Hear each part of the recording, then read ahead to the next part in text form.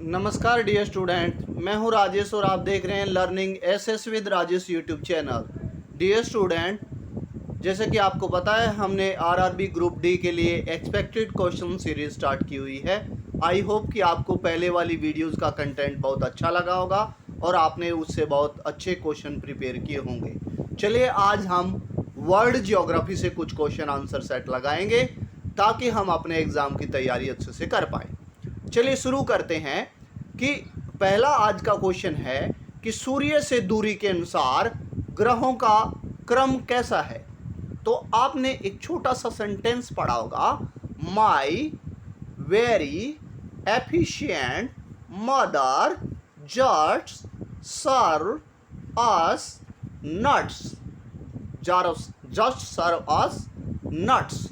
So my for Mercury here, Mercury is the first and Venus is the second, Earth is the third and Mars is the fourth and Jupiter is the fifth and next Saturn is the sixth and Uranus is the seventh and Neptune is the eighth from Sun to according to the distance.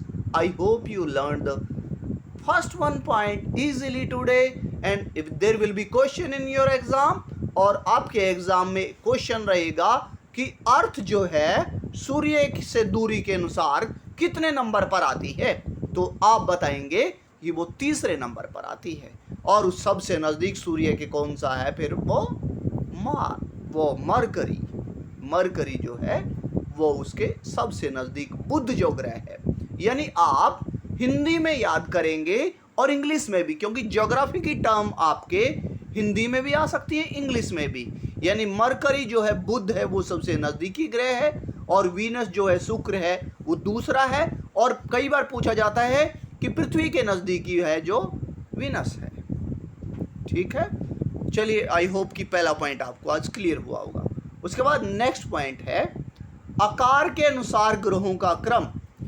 कई बार exam में आता है कि आकार के अनुसार क्रम कैसा है।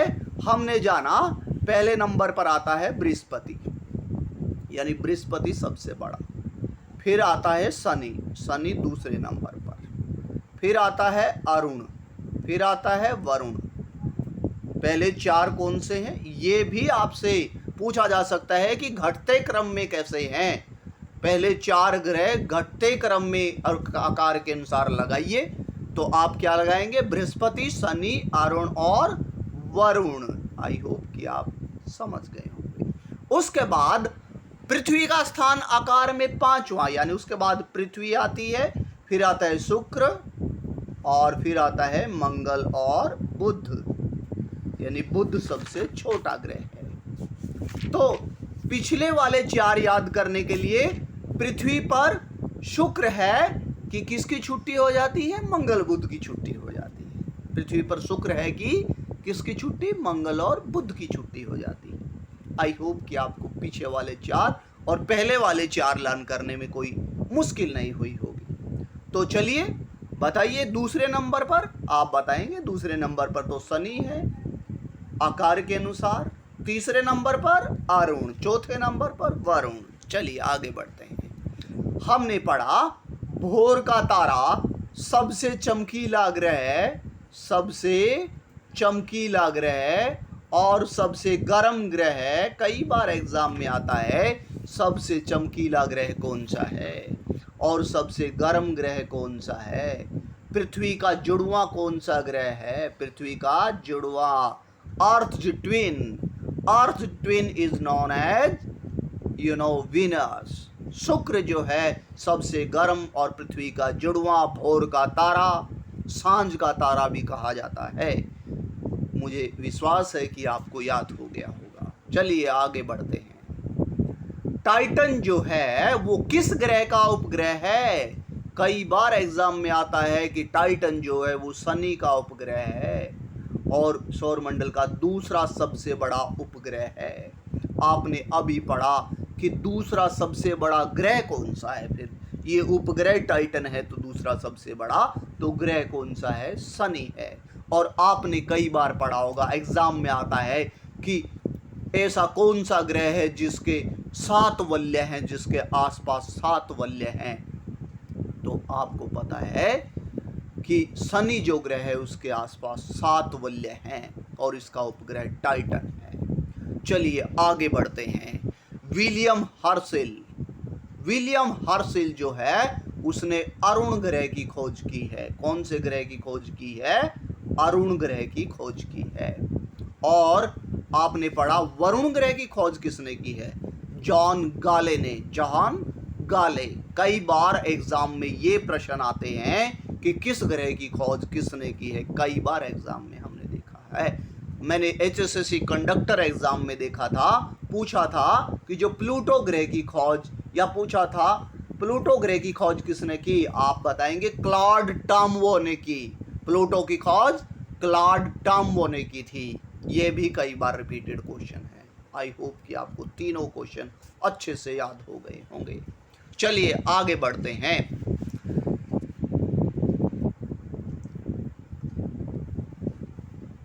पूर्व से पश्चिम यानी क्लॉकवाइज घूमने वाले 2 ग्रह कौन से हैं? उनमें 2 ग्रह, सबसे पहला शुक्र है और दूसरा अरुण है, जो कि कैसे घूमते हैं? क्लॉकवाइज घूमते हैं। बाकी सब ग्रह जो हैं वो एंटी क्लॉकवाइज घूमते हैं। आपसे एग्जाम में पूछा जाएगा कि इनमें से कौन से 2 ग्रह जो हैं वो पूर्व से पश्चिम की ओर यानी क्लॉकवाइज घूमते हैं। आप बताएंगे शुक्र और अरुण। यानी आप याद करने के लिए ट्रिक बना लीजिए कि शुक्र है कि अरुण जो है वो क्लॉकवाइज घूमता है। कैसे घूमता है? वो क्लॉकवाइज घूमता है। चलिए आगे बढ़ते हैं। सूर्य के बाद पृथ्वी का सबसे नजदीकी जो तारा है वो कौन सा है? आपको पता है कि सूर्य जो पृथ्वी का नजदीक तारा है उसके बाद दूसरा नजदीकी तारा कौन सा है? Proxima Centauri. 100 बार रिपीटेड क्वेश्चन है ये, और ये इंपॉर्टेंट क्वेश्चन है आपके लिए ग्रुप डी का। चलिए आगे बढ़ते हैं। निक्स ओलंपिया क्या है? अब निक्स ओलंपिया एग्जाम में आपसे ये भी पूछा जा सकता है, यानी लिखा मिलेगा निक्स ओलंपिया ओलंपिक खेलों से का मेडल है, ओलंपिक खेलों का स्थान है। लेकिन आपने पढ़ा कि जो मंगल ग्रह है, मंगल ग्रह का जो ऊंचा पर्वत है वो निक्स ओलंपिया है। निक्स ओलंपिया, जो कि बताया गया है कि माउंट एवरेस्ट से 3 गुना ऊंचा है। निक्स ओलंपिया जो ग्रह, जो ऊंचा पर्वत है, मंगल ग्रह पर पाया जाता है। कई बार रिपीटेड है, आप याद रखिएगा। उसके बाद और रिपीटेड क्वेश्चन आपने देखा है कि मंगल और बृहस्पति जो है, मंगल और बृहस्पति, इन दोनों जो ग्रहों के बीच में छोटे छोटे पिंड जो हैं सूर्य के चारों ओर चक्कर लगाते हैं, लेकिन इनके बीच में से चक्कर लगाते हैं, तो उन छोटे छोटे आकाशीय पिंडों को क्षुद्र ग्रह कहा जाता है। और वो क्षुद्र ग्रह कहाँ पाए जाते हैं? मंगल और बृहस्पति के बीच में पाए जाते हैं। ये प्रश्न कई बार रिपीटेड है। आई होप आपको याद हो जाएगा। आगे बढ़ते हैं हम।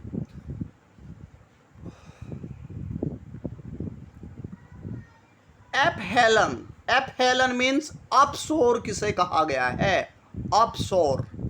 आप जानते हैं कि फला आदमी कहाँ है भाई साहब? वो तो अप है, अपस्टेयर है। अप का मतलब है आप नीचे खड़े हैं, वो ऊपर है, बहुत दूर आपसे।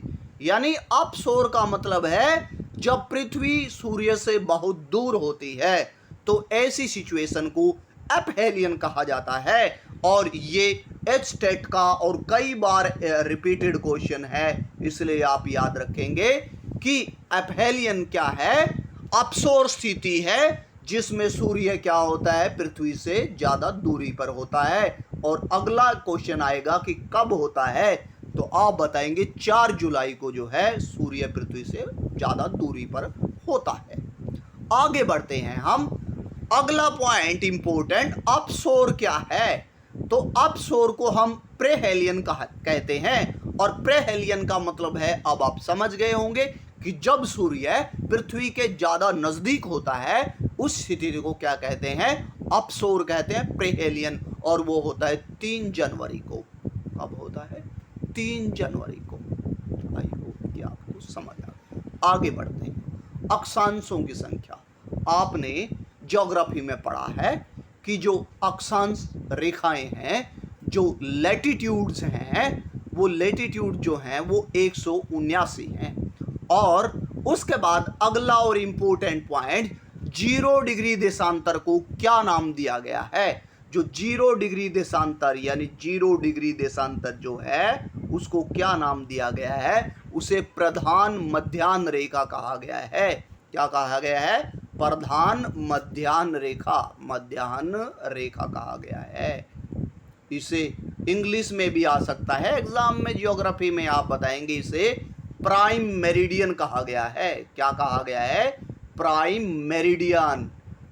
अब आपसे एग्जाम में यह भी पूछा जाएगा कि प्राइम मेरिडियन जो है उसका देशांतरीय मान कितना है? आप बताएंगे उसका देशांतरीय मान 0 डिग्री है। और आपको पता है कि देशांतर जो रेखाएं हैं वो ये वाली रेखाएं। चलिए आगे बढ़ते हैं। शून्य अक्षांश व शून्य देशांतर यानी जो 0 डिग्री देशांतर अभी आपने पढ़ा, ये वाला जो 0 डिग्री देशांतर और ये वाला जो 0 डिग्री अक्षांश जो है वो कहां पर काटते हैं, कहां पर मिलते हैं? तो ये क्रॉसिंग पॉइंट कहां पर होता है इनका? अटलांटिक महासागर में होता है। ये वेरी वेरी इंपॉर्टेंट क्वेश्चन है कि 0 डिग्री अक्षांश और 0 डिग्री देशांतर कहां पर मिलते हैं, कहां पर काटते हैं? आप बताएंगे अटलांटिक महासागर में काटते हैं। यस, यानी स्थिति वहां पर अटलांटिक महासागर की होती है। वैसे आपको पता है कि देशांतर और अक्षांश रेखाएं काल्पनिक रेखाएं हैं जो कि वर्ल्ड ज्योग्राफी यानी ज्योग्राफी को समझने के लिए भूगोलवेताओं द्वारा बनाई गई। चलिए आगे बढ़ते हैं। कैंसर सोलस्टिस यानी करक संक्रांति क्या है? कैंसर सोलस्टिस, तो कैंसर सोलस्टिस जो है उसे समर सोलस्टिस भी कहा गया है।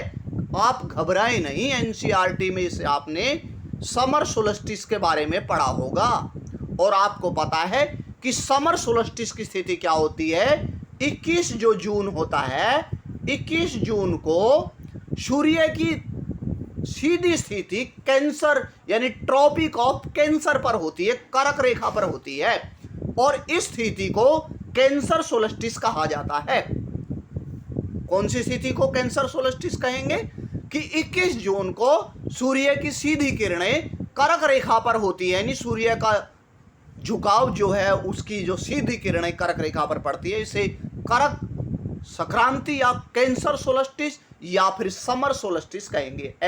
Summer solstice. कौन सा? Summer solstice. कब? 21 जून। Very very important. Yoga day, world yoga day 21 जून। अब ये डेट आप याद रखिएगा। उसके बाद मकर संक्रांति यानी कैप्रिकॉर्न सोलस्टिस। कैप्रिकॉर्न सोलस्टिस जो है वो कैप्रिकॉर्न सोलस्टिस होता है 22 दिसंबर को। कब होता है? 22 दिसंबर को। अब आप कहेंगे सर ये हम रटेंगे नहीं, समझाओ तो जरा। जो मकर संक्रांति है उस पर सूर्य की स्थिति मकर रेखा पर सीधी होती है, यानी सूर्य की जो किरणें हैं मकर रेखा पर लंबवत पड़ती हैं। तो उस स्थिति को मकर संक्रांति कहा गया है या विंटर सोलस्टिस कहा गया है। क्या कहा गया है? विंटर सोलस्टिस। आपसे एग्जाम में पूछा जाएगा विंटर सोलस्टिस कब होता है? आप बताएंगे 22 दिसंबर को होता है। आई होप कि समझ आ गया आपको। उसके बाद अगला important, very very important point, equinox क्या है? अब आपको पता है कि जो 21 मार्च और 23 सितंबर, कब? 23 सितंबर को सूर्य की जो किरणें हैं वो लंबवत पड़ने की वजह से पूरे विश्व में क्या होता है? दिन रात बराबर होते हैं। क्या होते हैं? दिन रात बराबर होते हैं 21 मार्च और 23 सितंबर को। और इस स्थिति को, दिन रात बराबर वाली स्थिति को क्या कहते हैं? इक्विनॉक्स कहते हैं।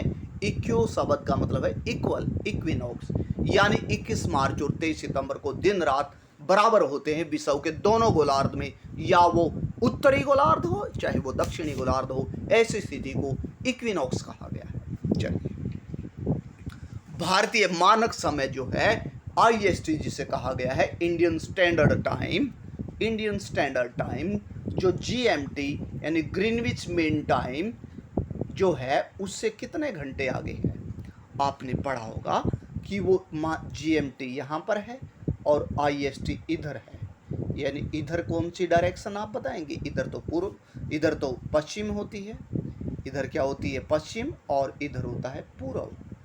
तो आपको पता है कि यहाँ पर GMT है और यहाँ पर क्या है IST है। अब आपको पता है कि सूर्य तो जो पूर्व से निकलता है पश्चिम की तरफ जाता है, लेकिन पृथ्वी उसके चारों ओर चक्कर काटती है, पृथ्वी पश्चिम से पूर्व की तरफ आती है। अब होता क्या है, तो पृथ्वी जब पश्चिम से पूर्व की तरफ आती है तो उसके समय में बढ़ाव होता जाता है। यानी बढ़ाव क्यों होता जाता है, क्योंकि जो पृथ्वी है 1 डिग्री जो है, यानी अब आपको पता है कि ये सर्कल है, मान लीजिए ये सर्कल है, पृथ्वी यहाँ से स्टार्ट करती है और यहाँ पहुँचती है चक्कर लगाते लगाते, तो पूरा सर्कल कितने डिग्री हो गया, 360 डिग्री हो गया। कितना डिग्री हो गया, 360। और पृथ्वी 360 डिग्री घूमने में 1 दिन लगा देती है। 1 दिन में मिनटें कितनी होगी, 1440। कितने मिनट होगी, 1440। यानी 1 डिग्री घूमने में काट दो, कितने मिनट लगेगी, 4 मिनट लग जाएगी। कितने मिनट लग जाएगी, 4 मिनट। तो अब आप क्या समझे कि ग्रीनविच मीन टाइम जो है वो 0 डिग्री से लिया गया है। ग्रीनविच मीन टाइम कितने डिग्री है, 0 डिग्री। और भारत का मानक समय कहाँ से, 82.5 डिग्री। कितना, 82.5 डिग्री। अब आप बताइए कि 1 डिग्री पार करने में पृथ्वी को 4 मिनट लगती हैं, 82.5 डिग्री कवर करने में 4 से गुना कर लो, कितना हो जाएगा, 5 घंटे 30 मिनट। आई होप कि आप समझ आ गए कि GMT जो है उससे भारत का समय 5.5 घंटे आगे है, और क्यों है आज आपने समझा। आगे बढ़ते हैं।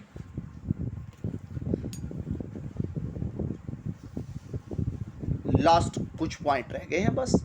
पृथ्वी की परतें, पृथ्वी की परतों में आपने पढ़ा कि पृथ्वी की आंतरिक संरचना, जो आपने NCERT में पढ़ा है कि पृथ्वी की जो 3 मुख्य परतें हैं, पृथ्वी के इनसाइड और अर्थ में पढ़ा है।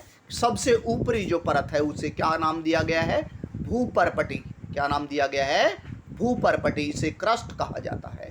और दूसरी जो है मेंटल, दूसरी परत का नाम है मेंटल। ये भी पूछा जा सकता है आपसे कि पृथ्वी की सबसे ऊपरी परत कौन सी है, भूपर्पटी। दूसरी कौन सी है, मेंटल। और तीसरी क्या है, क्राउड। सबसे आंतरिक परत कौन सी है, क्राउड। आपसे पूछा जाएगा कि सबसे आंतरिक परत का क्या नाम है, क्राउड। चलिए आगे बढ़ते हैं। अब बताया गया है कि जो भूपर्पटी है जिसे क्रस्ट कहा गया है, क्रस्ट में बहुत से खनिज पाए जाते हैं, बहुत से तत्व पाए जाते हैं। तो कौन से तत्व पाए जाते हैं, सिलिकॉन और एल्यूमिनियम। कौन सा, सिलिकॉन और एल्यूमिनियम। एल्यूमिनियम।